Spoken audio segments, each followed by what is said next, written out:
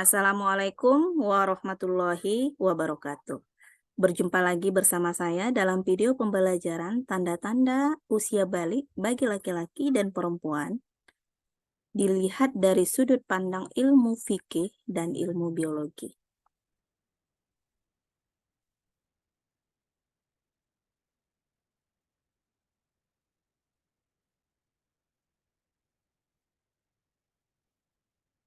Sebelumnya, perkenalkan, nama saya adalah Meni Elita Sihombing, SPDI.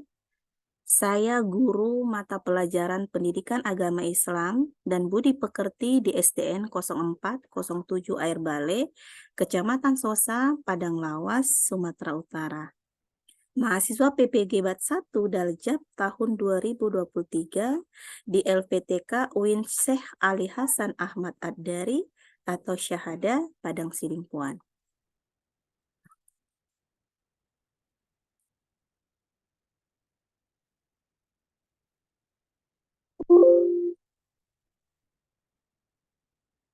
Tanda-tanda balik. Sebelum kita mengetahui tanda-tanda balik untuk laki-laki ataupun perempuan, kita harus mengetahui dulu apa yang dimaksud dengan akil balik ataupun balik. Nah,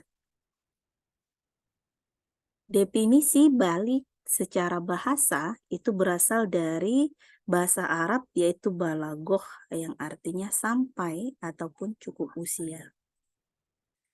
Yang kedua, secara istilah, kata balik itu artinya telah sampai seseorang pada tahap kedewasaan. Sehingga dari segi bahasa ataupun istilah, maka balik dapat kita artikan secara hukum Islam adalah apabila seseorang sudah mengetahui, memahami, dan mampu membedakan mana yang baik dan mana yang buruk dan dijatuhi hukum atau tanggung jawab kepada dirinya, yang disebut dengan istilah mukallaf.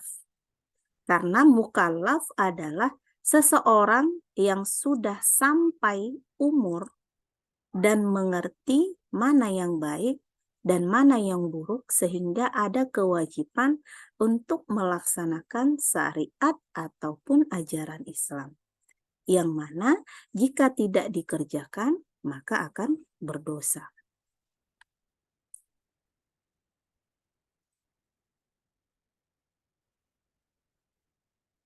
Tanda-tanda balik untuk laki-laki dan perempuan itu memiliki perbedaan, baik secara fikih ataupun secara biologi.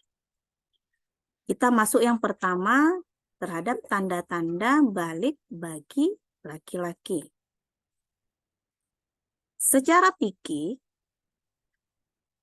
tanda-tanda balik untuk laki-laki yaitu ihtilam.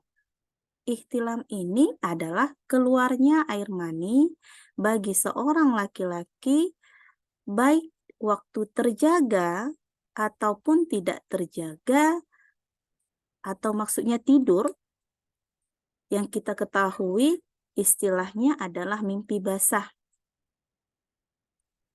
Kemudian yang kedua, berusia 15 tahun. Kenapa dipatokkan dengan umur 15 tahun? Karena pada saat ini usia laki-laki sudah dianggap mencapai kesempurnaan akal dan kekuatan fisiknya juga sudah sempurna. Kemudian selain istilah tanda laki-laki secara fikih, dalam ilmu fikih kita juga bisa melihat tanda-tanda balik pada laki-laki secara ilmu biologi. Yang pertama adalah suara terdengar semakin berat. Kemudian yang kedua adalah tumbuhnya jakun. Jakun di sini adalah benjolan ataupun tanda yang ada di leher seorang laki-laki. Kemudian yang ketiga adalah tumbuhnya kumis ataupun jenggot dan rambut di beberapa bagian tubuh. Yang keempat, pertumbuhan laki-laki, yaitu badannya semakin pesat disertai nafsu makan yang semakin meningkat. Nah, inilah dia ciri-ciri ataupun tanda usia balik untuk laki-laki dilihat dari ilmu fikih ataupun ilmu biologi. Kemudian, bagaimana tanda-tanda balik bagi anak perempuan yang dilihat dari ilmu fikih ataupun secara biologinya? Secara fikih, yang pertama, tanda seorang perempuan sudah memasuki usia balik yaitu haid ataupun menstruasi, yaitu keluarnya darah dari dinding rahim seorang perempuan. Nah, biasanya perempuan mengalami haid ataupun menstruasi ini pada usia 9 tahun ke atas. Yang kedua, telah sampai usia 9 ataupun 15 tahun. Anak perempuan apabila sudah mencapai usia 15 tahun meskipun belum mengalami haid, secara otomatis telah dianggap balik. Karena ada sebagian kasus perempuan itu dalam umur 15 tahun belum mengalami haid. Kemudian secara biologi, tanda-tanda usia balik bagi seorang perempuan yaitu yang pertama adalah suara terdengar lebih halus. Berbeda dengan laki-laki tadi, suara itu terdengar semakin berat. Nah, kalau untuk perempuan, suara terdengar lebih halus. Yang kedua, tumbuhnya bulu di beberapa bagian tubuh. Ini sama seperti laki-laki, karena kenaikan hormon itu secara ilmu biologinya, maka bulu pada beberapa bagian tubuh itu tumbuh. Yang ketiga adalah perubahan fisik. Untuk perempuan, usia balik ini perubahan fisik itu terlihat sangat jelas, yaitu pada bagian tubuh pinggul ataupun dada yang semakin besar dari sebelumnya. Kemudian yang keempat adalah menstruasi ataupun datangnya haid bagi perempuan. Nah, inilah ciri-ciri ataupun tanda untuk perempuan memasuki usia balik yang dilihat secara ilmu fikih ataupun secara biologi. Nah, ketika kita sudah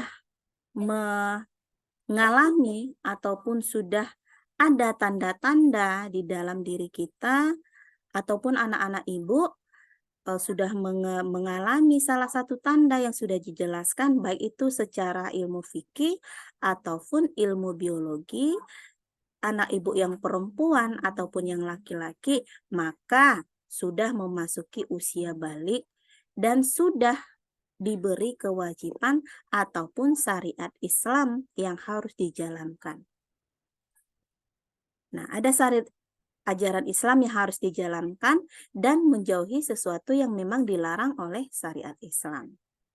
Nah, apa saja yang harus menjadi kewajiban ketika kita sudah memasuki usia balik ini? Contohnya adalah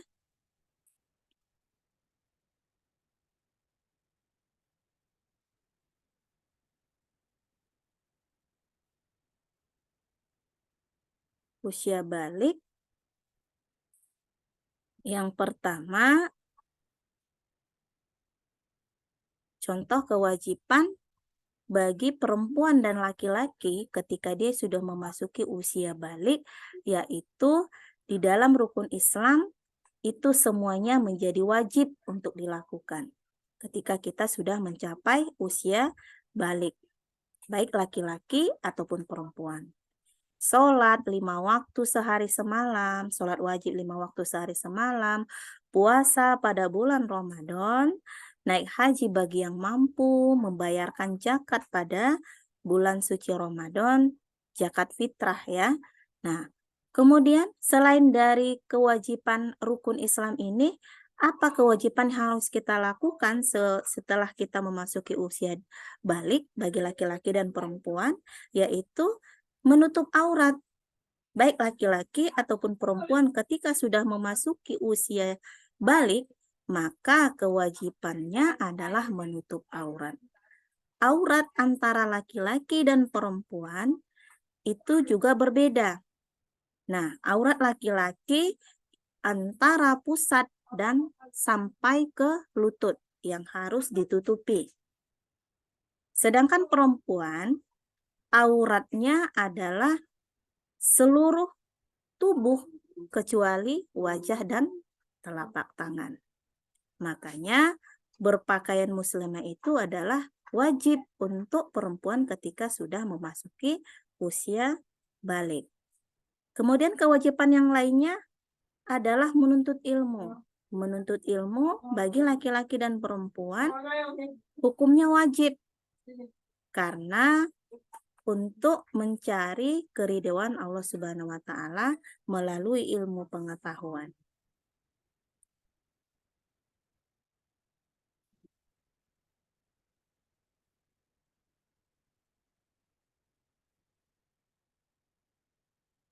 Jadi dari video pembelajaran singkat ini, mudah-mudahan anak soleh dan soleh ibu di rumah ketika kamu sudah mengalami tanda-tanda ataupun satu tanda secara ilmu fikih ataupun secara ilmu biologi, maka kewajiban dan tanggung jawab sebagai seorang muslim atau muslimah akan dituntut terhadap dirimu. Mudah-mudahan video pembelajaran ini memberikan manfaat kepada kita semua dan memberikan faedah di dalam pembelajaran fikih di sekolah. Wabillahi taufiq wal hidayah. Assalamualaikum warahmatullahi wabarakatuh.